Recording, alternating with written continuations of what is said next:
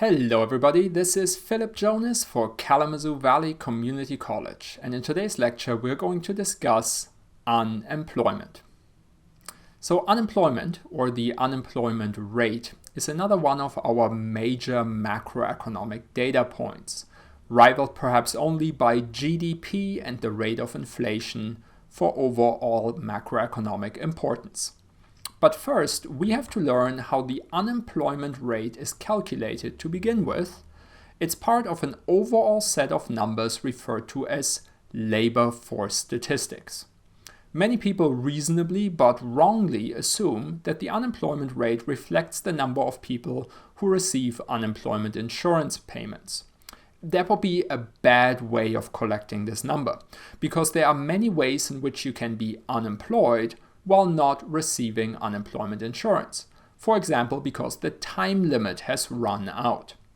Instead, unemployment is a little bit different from GDP and the rate of inflation in that it's a number based on a survey, the current population survey, a regular survey of over 60,000 households, not just individuals, 60,000 households, and then a survey about the labor force status of each person belonging to that household.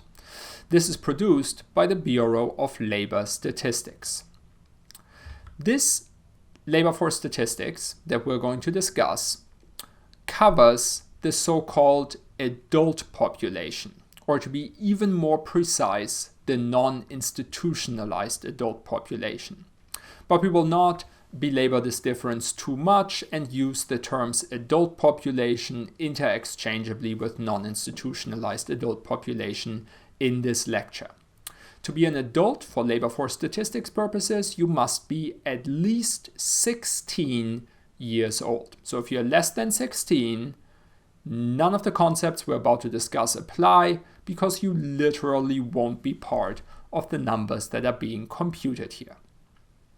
So once we've made that cut of reducing it to the non-institutionalized adult population, the idea is that we're trying to sort everybody covered by that survey into one of three groups, and only one of them. So we have to make some decisions about where they go. Nobody goes into 2 or 0 groups.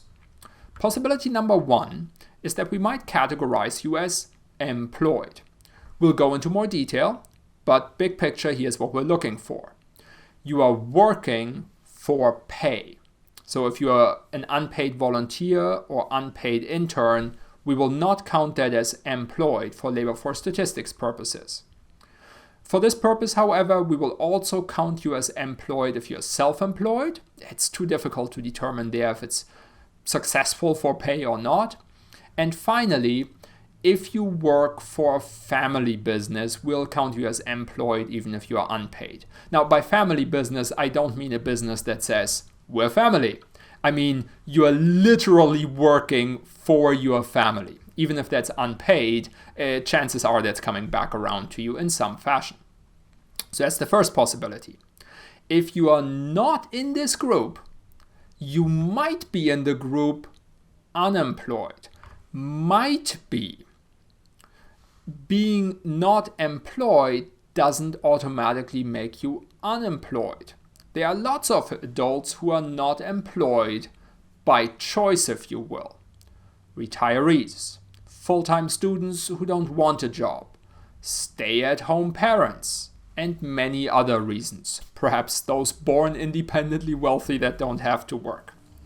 To count as unemployed, roughly speaking, you must not have a job and you must want a job, so to speak, which we specifically measure by, in the past 4 weeks, have you tried to get a job?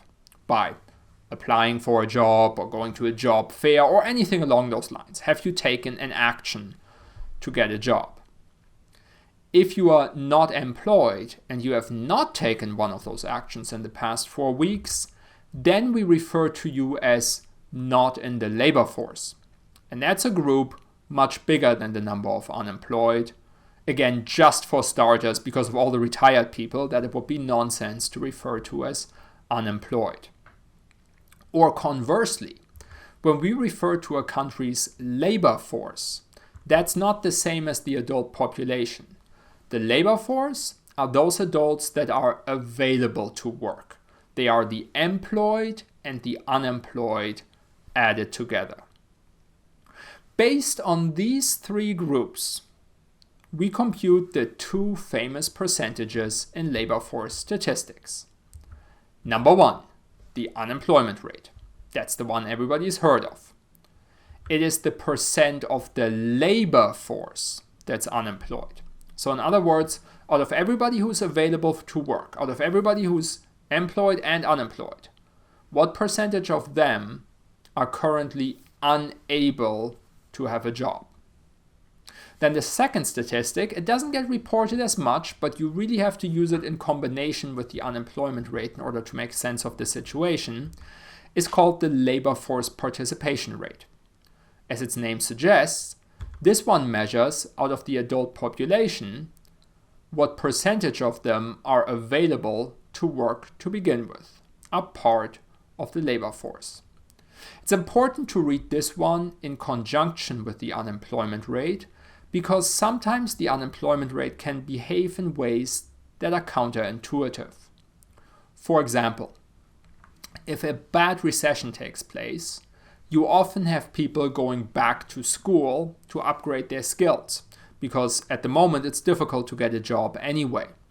And then when the recession ends, all these people graduating or otherwise leaving school start looking for work again.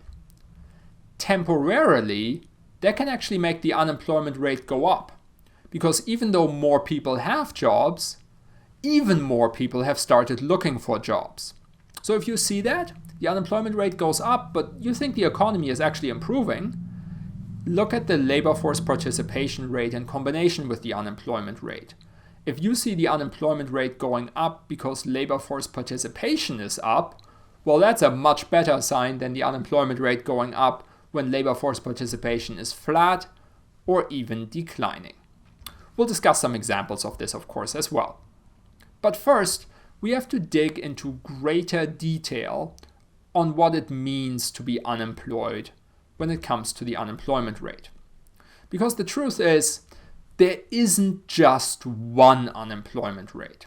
There's one that's the flagship number, the headline number.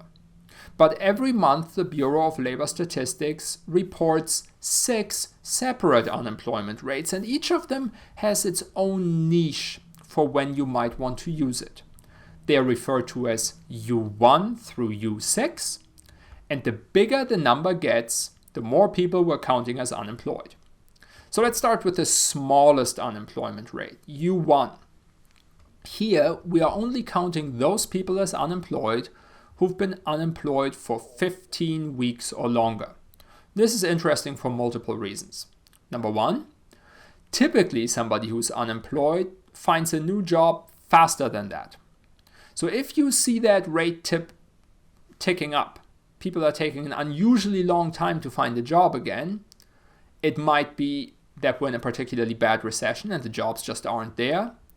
It might be that there has been a shift in the type of jobs in your economy and your workforce doesn't have the right skills to fill the available jobs. So this U1 type of unemployment, it's particularly bad to be in that category. Next, U2. Here we count everybody under the usual definition as unemployed. I'll mention to you what that means in a second.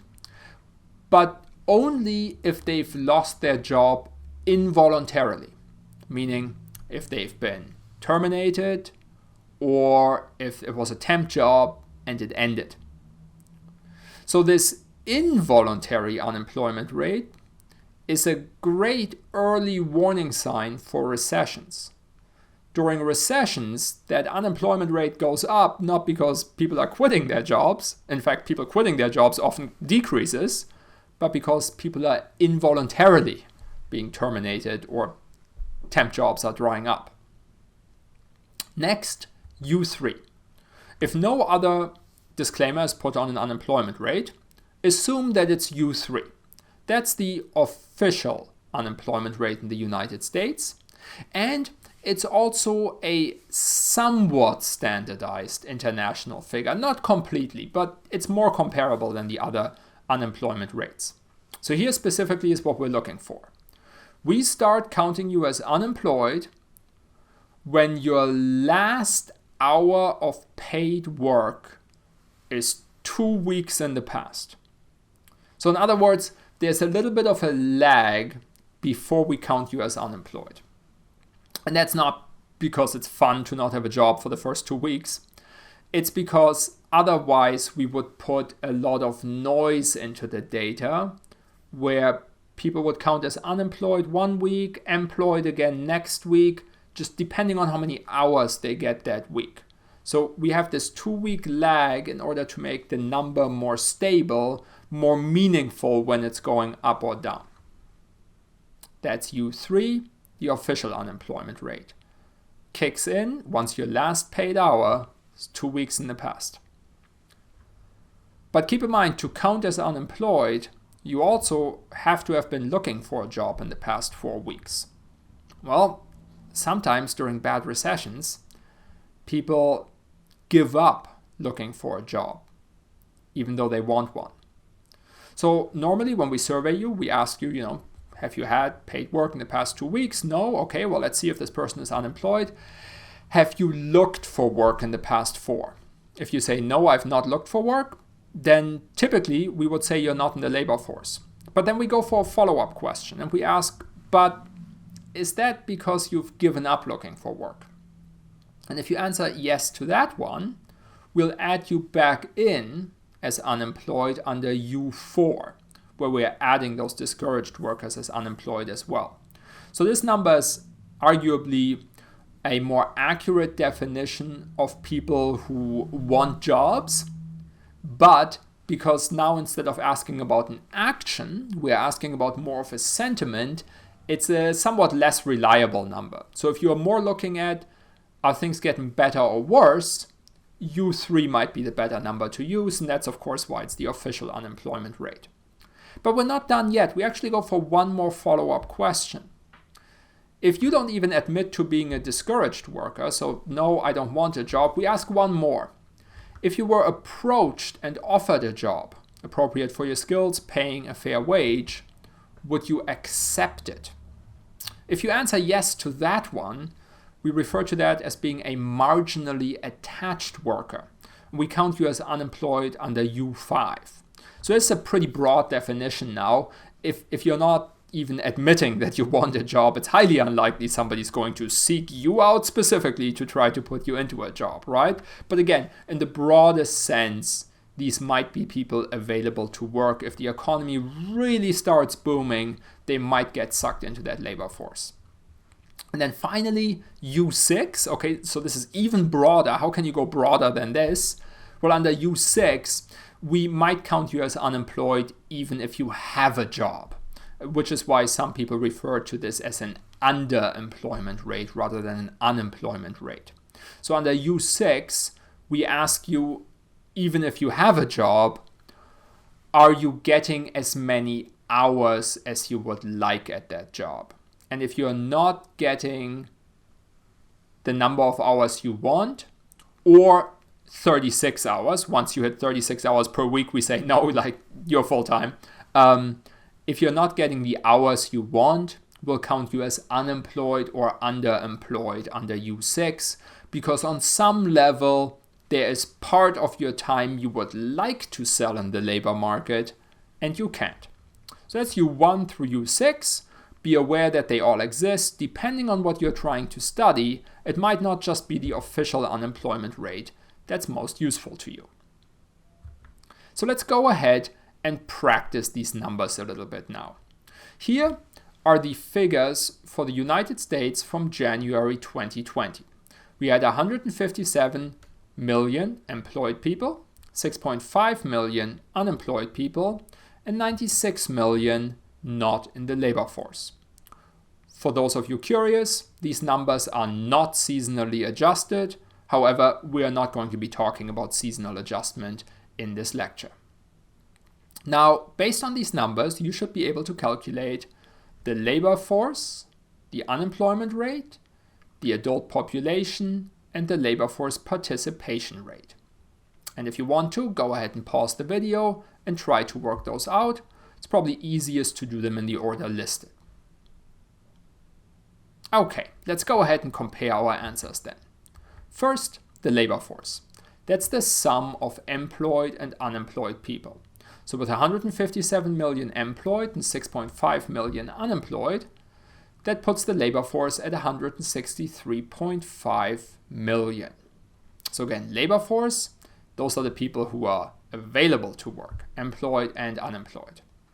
Once we have the labor force, we can work out the unemployment rate as the percentage of unemployed people of the labor force. So 6.5 million unemployed divided by 163.5 million in the labor force gives us an unemployment rate of 4.0%.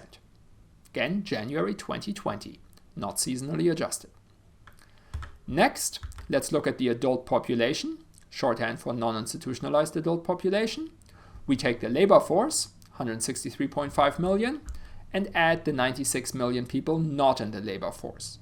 That put the adult population at 259.5 million people. And with this information, we can then calculate the labor force participation rate. Take the 163.5 million people in the labor force, divided by the 259.5 million people in the adult population, and we get a labor force participation rate of 63.0%. This goes to show once more that if we were to count everybody who is not employed as unemployed, we would end up with a number here of an unemployment rate of like 40%. And that's just a nonsense description of the situation. All right. Now that we've discussed how to calculate the unemployment rate, I also want you to keep a close eye on the limitations of the official unemployment rate. It's a great number. It's fantastic that we have it, but it can trip you up a little bit. So I've got 3 stories. For each of them, I want to talk about, does this story move the unemployment rate? Not just the one, like what if this played out thousands of times across our economy? And then that movement in the unemployment rate, is that giving you an accurate description of what's going on in the economy? So if the number is going up, are things actually worse? If the number is going down, are things better? Or is this one of those situations where the movement of the unemployment rate could trick you? Story number 1, we're going to talk about Sue. Sue loses her job, her employer went under, and she starts looking for a new one. So when we look at the 3 big groups in our labor force statistics, employed, unemployed, not in the labor force, Sue is moving from employed to unemployed on account of she's looking for a new job. When that happens, when people move from employed to unemployed, the unemployment rate goes up. Is that an accurate description of what's happening in our economy? Absolutely. In fact, this is sort of what the unemployment rate is supposed to measure, that people are doing worse because of the sort of situation Sue finds herself in. But now let's talk about somebody else, John. His story is not that he lost his job. That happened like last year. He's been looking for work ever since. The story is he gives up looking for work and stops. So how does this affect the unemployment rate?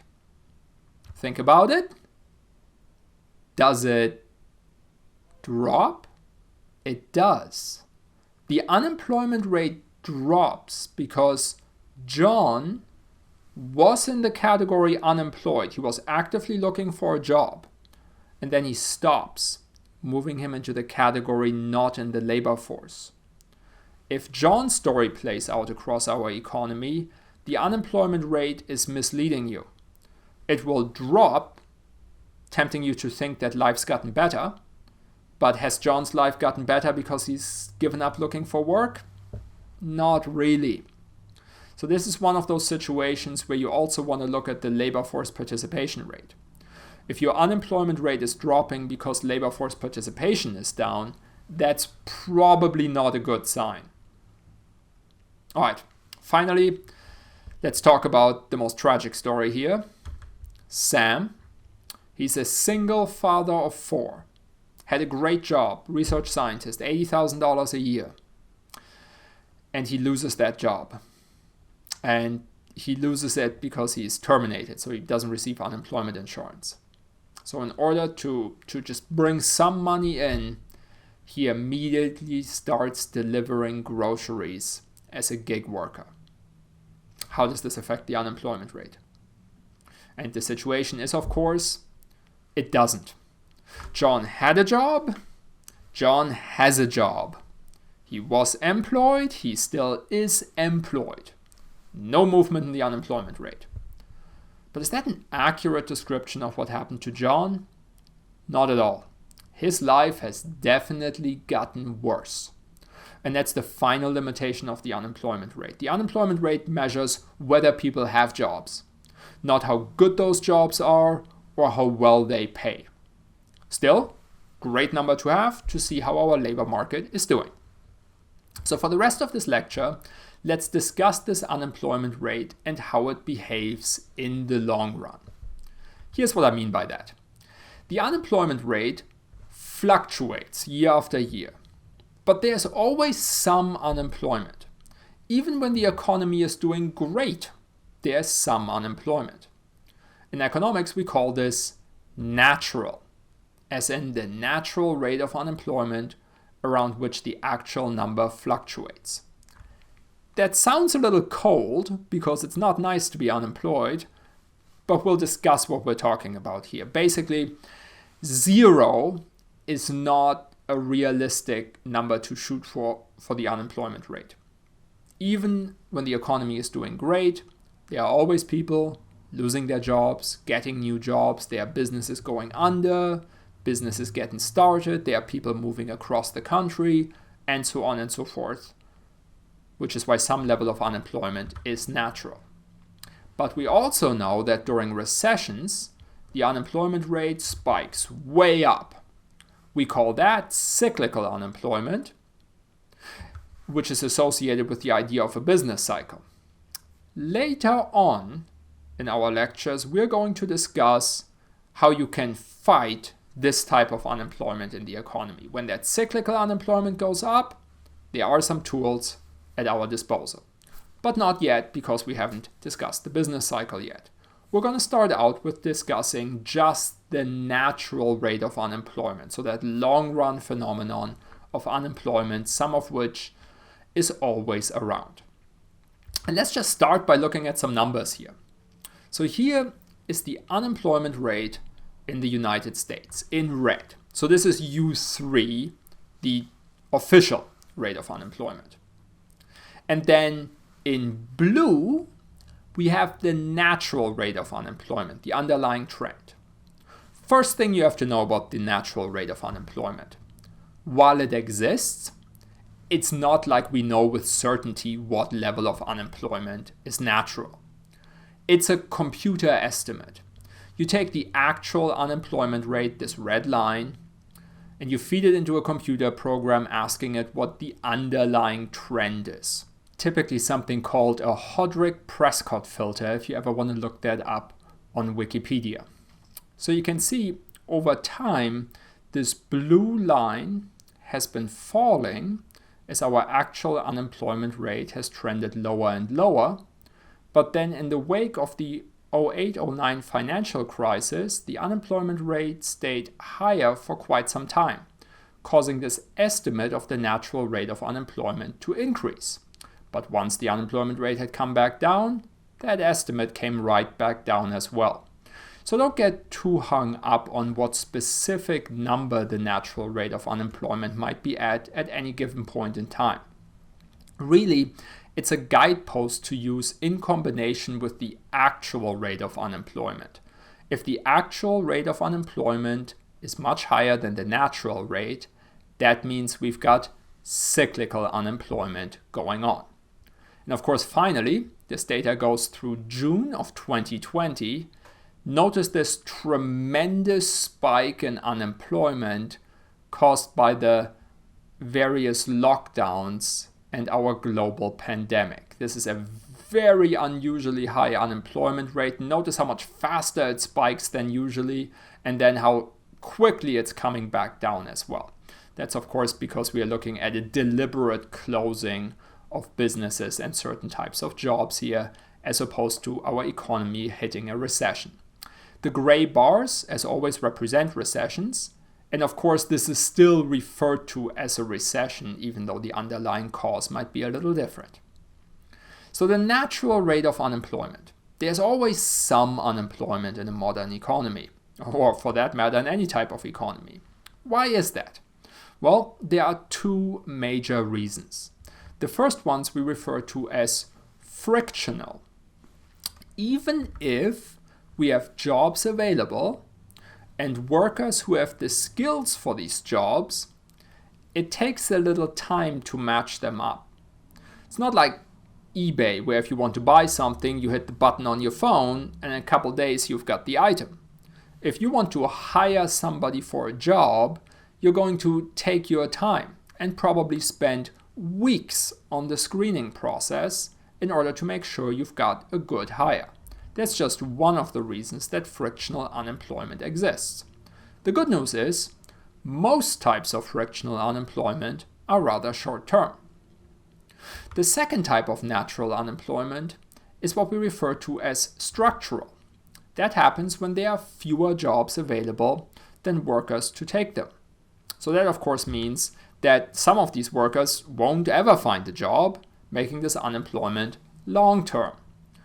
When you first hear this definition, fewer jobs than workers who want them, that sounds like any type of unemployment. But really what structural unemployment is about is that this will be structurally, permanently the case. Think, for example, of technological progress.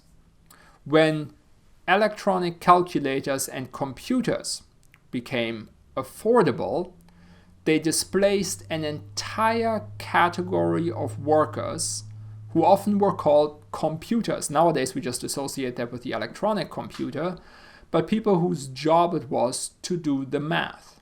Some of them might have upskilled to become programmers, but the whole point of technological progress is, of course, that we need fewer people to do the same work. In the long run, that's great for our economy because we now have all this extra labor to do other work and we become richer as a group. For example, look at agriculture. Less than 2% of our labor force is in agriculture now. Used to be the majority of the population was in agriculture. We're definitely richer as a consequence. But for the specific workers that get displaced, structural unemployment is a really bad deal. And it isn't just technology that causes it. Certain types of policies and a very interesting phenomenon called efficiency wages can lead to structural unemployment as well. We'll discuss it. But first, let's get frictional unemployment out of the way. So frictional unemployment refers to the idea that the process of matching workers and jobs takes time. This process is called job search in economics. And typically, it's not that long, which is good news. But even job search sometimes can take longer. For example, sometimes there is a big change in where jobs happen in a country. We refer to this as a sectoral shift. And because it is much more difficult for workers to move than to simply find a new job, even though this is frictional unemployment, the workers exist, the jobs exist, this type of frictional unemployment can take longer. Fortunately, sectoral shifts don't happen all that often. Policies can contribute to frictional unemployment as well. For example, unemployment insurance. Every advanced economy has some type of unemployment insurance to protect at least some workers to at least some degree against the threat to their incomes when they become unemployed. It's nice to have a bit of a safety net so that if you lose your job, at least for a while, you get at least some money in order to give you some time to find a good replacement job. But of course, this also leads to an incentive effect. the more generous an unemployment system is, the longer people take to find new jobs. There's a trade-off here. No right or wrong answer. Whether an unemployment insurance system is not generous enough or too generous. Nevertheless, this type of unemployment is referred to as frictional because the jobs exist and the workers exist. Now, let's talk about the really bad stuff, structural unemployment. And here, we're going to do a little supply and demand model. So you can think of the labor market in terms of supply and demand as well. The supply curve here represents the people who are selling labor, so that's the workers. The demand curve, the businesses.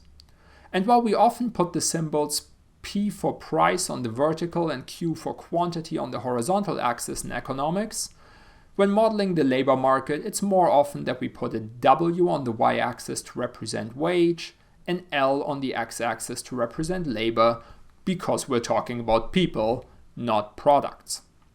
Just like any other market though, you would expect this wage to reach some type of equilibrium.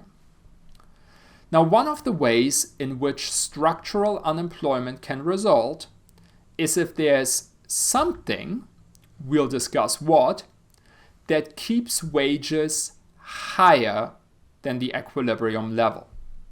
So that is going to end up with two effects on workers, right? On the one hand, the workers who have jobs are now better off because they're earning higher wages. Great for them. But if the wages stay that high, it means compared to the equilibrium wage, we have more workers looking for work and fewer positions being hired by firms. So this higher wage above equilibrium wage will also lead to some unemployment. How much unemployment? How sensitive is structural unemployment to wages that are above equilibrium?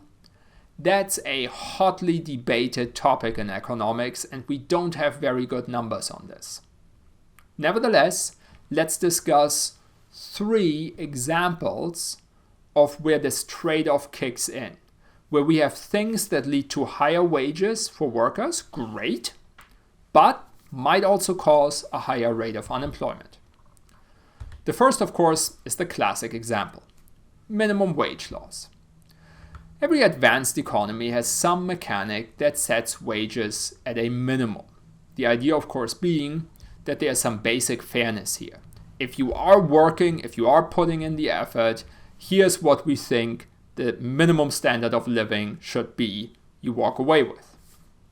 However, if this minimum wage is effective, if it actually does something, that of course means that it's above the wage that would happen in an unfettered market. So it is above an equilibrium wage. So even though while it's great for the workers who have that job with a higher wage now, it might cause additional unemployment. And this unemployment we would refer to as structural, because there's now a permanent mismatch between number of workers looking for the jobs versus number of jobs available. Now, in the case of the United States, that's probably not a very large amount of unemployment because with our minimum wages, relatively small part of our labor force is actually earning the minimum wage. Next one, very similar, unions. Every advanced economy allows for their workers to unionize to an extent, meaning to bargain as a group for their wages, benefits, and working conditions. And of course, if you strike a bargain as a group, you get a better deal. On average in the United States, for example, it's often estimated that belonging to a union means you will earn about 20% more than if you didn't for a comparable job. But again, that means we've got that wage higher than what the market would produce by itself. So that higher wage might also be leading to a higher rate of unemployment, for some people having a harder time finding a job. Again, in the US, unionization rates are relatively low, so that's probably not a huge effect, but in other advanced economies, this might be substantial. So minimum wages and unions, those are traditional examples of how wages might be above equilibrium. And they both have in common that we've got this external force forcing the higher wages on firms, whether it's the law or workers grouping up to get a better deal. But there's another type of above equilibrium wage that's really become more and more important in our thinking in macroeconomics. And that's so-called efficiency wages. Fascinating topic.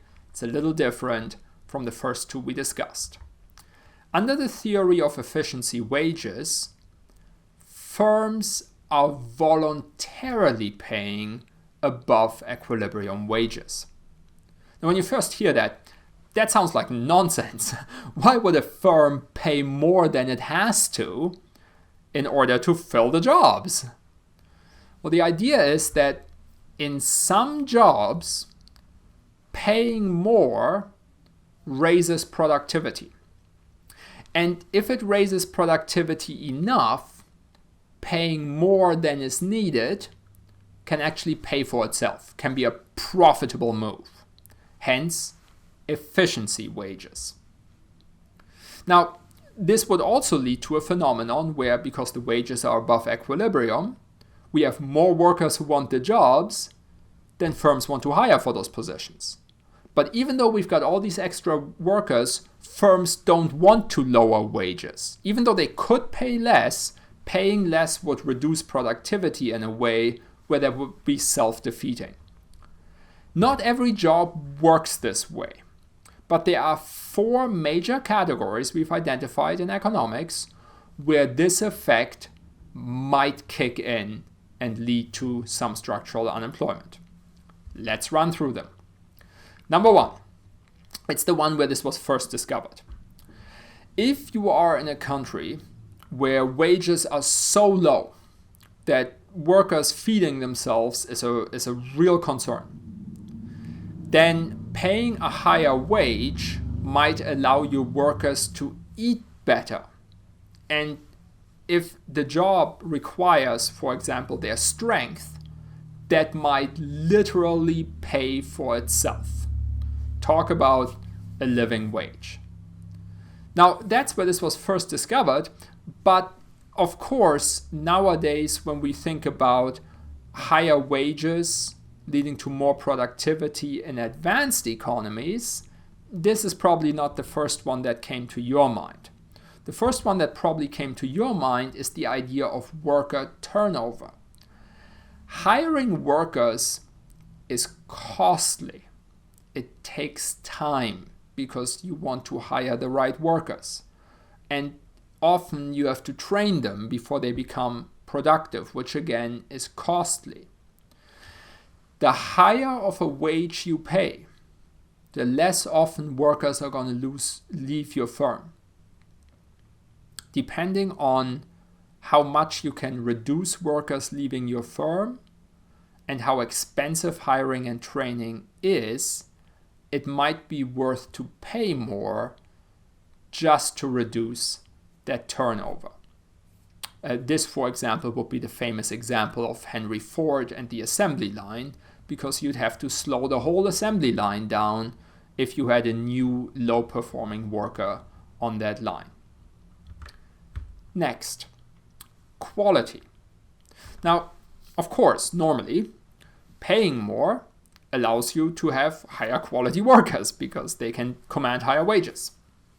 But in some jobs, it's difficult to tell beforehand if you are hiring a quality worker.